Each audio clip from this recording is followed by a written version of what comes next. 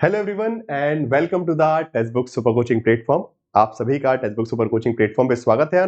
आज जो है एक शानदार टॉपिक कॉन्सेप्ट वीडियो में लेकर आपके बीच में आ चुका हूं। Behaviourism versus post behaviourism. Okay, व्यवहारवाद बनाम उत्तर व्यवहारवाद। ओके, जैसा कि आप लगातार देख रहे हैं कि बड़े इंटरेस्टिंग कॉन्सेप्ट वीडियोस लगातार आ रहे हैं, जैसे कि layer cake federalism versus marble cake federalism.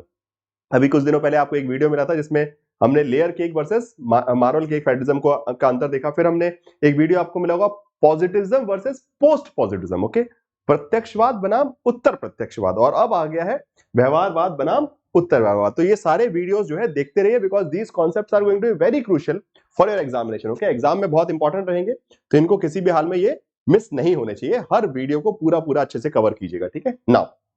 तो चलिए बात करते हैं व्यवहारवाद और उत्तर व्यवहारवाद के बीच में क्या अंतर है, क्या डिफरेंसेस है, जरा इसके बारे में देखते हैं। ठीक है, सबसे पहले तो बात आती है कि व्यवहारवाद क्या कहता है। ठीक है, तो व्यवहारवादी विचारधारा जो है उसका ओरिजिनेशन जो है वो हुआ है चार्ल्स मेरियम के विचारों से। 1930s में बिहेवियरल पर्सपेक्टिव आया and then by 1915 became famous. Okay, तो 1930 के दशक में जो है व्यवहारवादी परिप्रेक्ष्य जो विचार निकल के आया, और उसके बाद 1950 तक जो है एक फेमस हो गया bye David Easton. Okay, 1950s तक it was popularised by David Easton. Okay, David Easton ने इसको विख्यात कर दिया। ठीक है, तो भाई सबसे पहले चार्ल्स मेरियम का कंट्रीब्यूशन और उसके बाद डेविड ईस्टन। नाउ इसमें क्या कहा गया, इसमें कहा गया कि हमको वैल्यूज इंपॉर्टेंट नहीं है, फैक्ट इंपॉर्टेंट है। ओके, नाउ अब सवाल उठता है कि व्हाट मूल्य महत्वपूर्ण नहीं है, कि किसी चीज का मूल्य क्या है वो जरूरी नहीं है, उसका क्या, उसका बेसिकली बोल सकते हैं उसका तथ्य क्या है।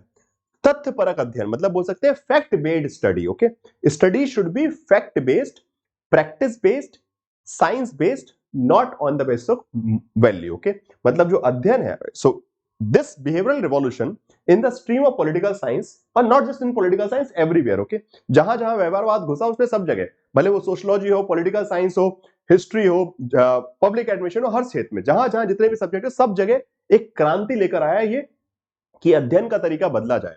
Now we will not study the theoretical aspect, the value aspect, we will study the factual practical implementation fact. Okay, तो वहां पे वैज्ञानिक परिप्रेक्ष्य का अध्ययन, एक इंपिरिकल ऑब्जर्वेशन को पुश किया गया कि अनुभवजन्य अध्ययन करना है। ठीक है, अनुभवजन्य अध्ययन करना है, we have to study empirical observation, we have to done empirical aspect, methodological aspect, इस पे फोकस किया गया। Okay, political science is a pure science. Okay, pure science की बात की, पॉलिटिकल साइंस को हमको एक प्योर साइंस बनाना है, that was the objective. Okay, now अब सवाल आ रहा होगा सर ये वैल्यू एंड फैक्ट की बात क्या है। ठीक है, इसको मैं छोटा सा एग्जांपल देके समझाऊंगा।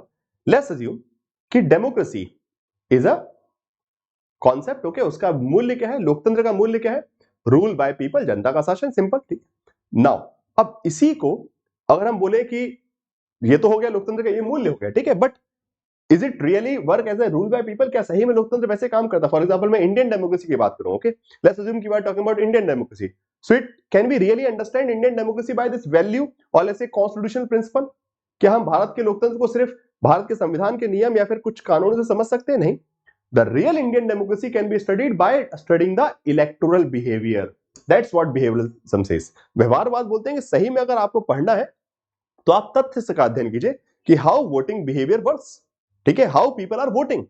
Okay, how the basically candidates are allotted by the political parties according to the constituency and number of Hindu and Muslim there. Okay, fine. तो जैसे कि पॉलिटिकल पार्टी सीट्स डिटरमाइन करती है, अच्छा यहाँ पे मेजोरिटी पॉपुलेशन जो हिंदू या फिर मुस्लिम है उस हिसाब से सीट अपॉइंट करते हैं, या फिर वोटर्स कैसे बिहेव करें। इट मींस कि which age of voters are voting for which kind of political party, किस उम्र के लोग किस प्रकार की पॉलिटिकल पार्टी को वोट डाल रहे हैं, या फिर महिलाएं किसको वोट डाल रही है, पुरुष किसको वोट डाल रहे हैं, या फिर किस कम्युनिटी के लोग किस पॉलिटिकल पार्टी को सपोर्ट करें। That is the real study. Okay, so behaviourism basically says कि the real political studies are the study of empirical data, not the values. Okay, किसी लोकतंत्र का क्या मूल्य है, ये सब कुछ नहीं है, लोकतंत्र वास्तविकता में कैसे काम कर रहा है वो पढ़िएगा, then only you can understand the reality. So like valid point. So इन्होंने बोला कि आप साइंटिफिक स्टडी करेंगे, सब the whole political science, we have to convert the subject of political science into a proper science. Okay, political science के पूरी तरीके से विज्ञान बनाएंगे। ठीक है, तो ये इस मुहिम में लग गए and multiple aspect, natural science and creative aspects, ये सब जो है डेवलप होते रहा। And it was specially one more thing, it was developed as a challenge to the traditional political approaches. Okay, जो परंपरागत राजनीतिक दृष्टिकोण थे, जैसे कि इंस्टीट्यूशनलिज्म, और we can say social philosophical approach, okay, संस्थागत दृष्टिकोण, दार्शनिक दृष्टिकोण, या फिर हम बोल सकते हैं ऐतिहासिक दृष्टिकोण, इन सब के खिलाफ। Because all those approach, okay, traditional approach, institutional approach, like philosophical approach, they are based on the values, okay, वो मूल्य परक थे। तो उसके खिलाफ जो है आपका व्यवहारवादी दृष्टिकोण का जन्म हुआ, ठीक है, व्यवहारवादी दृष्टिकोण जो है उसके खिलाफ आया। नाउ अब विद इन 20 ईयर्स, ओके, तो 1950s में बिहेवियरिज्म बिकेम फेमस, ओके, 1950 में व्यवहारवाद फेमस हुआ, और उसके बाद 20 साल के अंदर अंदर, okay, within 20 year it was realised by the same person David Easton that we had made a mistake. 20 साल के अंदर अंदर समझ में आ गया कि गलती कर दी, ठीक है। डेविड ईस्टन को ये रियलाइज हुआ बाय 1969, ऑलमोस्ट 20 साल बोल सकते हैं। अमेरिकन पॉलिटिकल साइंस एसोसिएशन में खड़े होके इसी बंदे ने, जो कि व्यवहारवाद के पुरजोर समर्थक थे, okay, David Easton is one of the what we can say is the main supporter of the behavioral study, okay, जो कि फैक्ट बेस्ड स्टडी की बात बार बार कर रहे थे। उन्होंने ही खड़े होकर भरी सभा में माना कि गलती हुई भाई। गलती क्या हुई कि हमने ह्यूमैनिटीज के सब्जेक्ट को, जो कि मूल्यों पर आधारित है, जिसमें मूल्य भी जरूरी है, मानव एस्पेक्ट पे है, जैसे कि political science, sociology, these are humanities, okay, ये सब ह्यूमैनिटीज है, मनुष्य से संबंधित विषय है। इनको हम पूरी तरीके से विज्ञान बनाने के पीछे अड़ गए, and that is we have lost a lot of thing. इसमें कहीं ना कहीं बहुत सारी चीजें हमने समाप्त कर दी। Now we have to move forward, okay, अब हमको सुधार करना पड़ेगा, वी हैव टू रिफॉर्म, हमको सुधार की आवश्यकता है, और वही सुधार जो है पोस्ट बिहेवियरिज्म के रूप में देखें, मतलब व्यवहारवाद में एक महत्वपूर्ण सुधार के रूप में देखा जाता है पोस्ट बिहेवियरिज्म को, okay. So post behaviourism is a reform, okay, उत्तर व्यवहारवाद एक रिफॉर्म है जो कि व्यवहारवाद में हुई गलतियों को सुधारने का काम है, okay, new insight through the insight of behaviour. So again in the post behaviourism fact is basically been given importance but along with the values, okay, इसमें मूल्य को, तथ्य को, दोनों को महत्वपूर्णता दी गई, ठीक है। जैसे कि ट्रेडिशनल अप्रोच में क्या था, सिर्फ वैल्यूज, बिहेवियरिज्म में क्या है, सिर्फ fact, synthesis, antithesis, synthesis, okay. तो परंपरागत दृष्टिकोण सिर्फ मूल्य इंपॉर्टेंट थे, व्यवहारवादी दृष्टिकोण बिहेवियरल अप्रोच क्या इंपॉर्टेंट थे, फैक्ट इंपॉर्टेंट थे। पोस्ट बिहेवियरिज्म में दोनों को कंबाइन कर दिया कि fact plus value both of them are important, and accordingly, मतलब factual analysis as well as behavioral analysis, okay, it means ki in the subject of political science we have to analyze from the both the aspect, from the value perspective, from the factual perspective।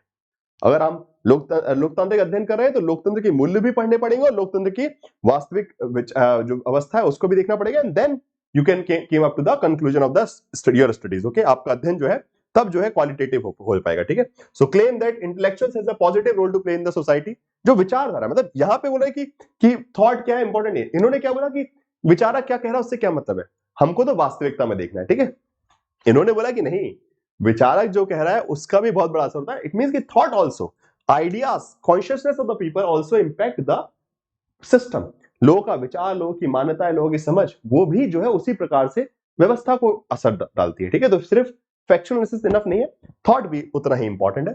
तो मूल्य और तथ्यों को दोनों को एक साथ जो है लेके आने का काम जो है उत्तर व्यवहारवाद ने किया है 1960s के बाद, ये 70s में ये डेवलप हुआ, ठीक है। नाउ एक क्वेश्चन है आप सभी के लिए कि इनमें से कौन सा जो है एक व्यवहारवादी दृष्टिकोण नहीं है, कौन सी अप्रोच जो है it is not a approach of behaviourism. So option चारों दिए हैं, आंसर सभी लोग दीजिएगा, ठीक है। बने नहीं बने प्रयास जरूर कीजिएगा, कमेंट बॉक्स में सबका आंसर आना चाहिए। आप सभी के लिए बहुत मेहनत करके ये वीडियोस तैयार कर रहा हूं, जिससे आपका एग्जाम में कुछ कमी ना रह सके। तो आप सभी को बस इतना समर्थन देना है कि आंसर देना है, गलत सही कुछ मैटर नहीं करता, बस आंसर दीजिए। अपने दोस्तों को शेयर कीजिए, text book super coaching platform को सब्सक्राइब कर लीजिए, और कोई भी ऐसी इंपॉर्टेंट वीडियो मिस मत कीजिएगा। बस इतना ध्यान रखेंगे।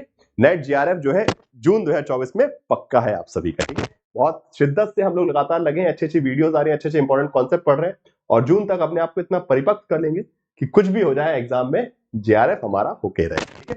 तो सब्सक्राइब कर लीजिए text book super coaching platform को, एंड आपका ये टेलीग्राम ग्रुप ये भी ज्वाइन कर लीजिए, बिकॉज रेगुलर क्लासेस की अपडेट्स, डिस्कशन, डाउट सब कुछ आपको इस टेलीग्राम ग्रुप पे के थ्रू मिलते रहता है, ठीक है। धन्यवाद दोस्तों, थैंक यू सो मच।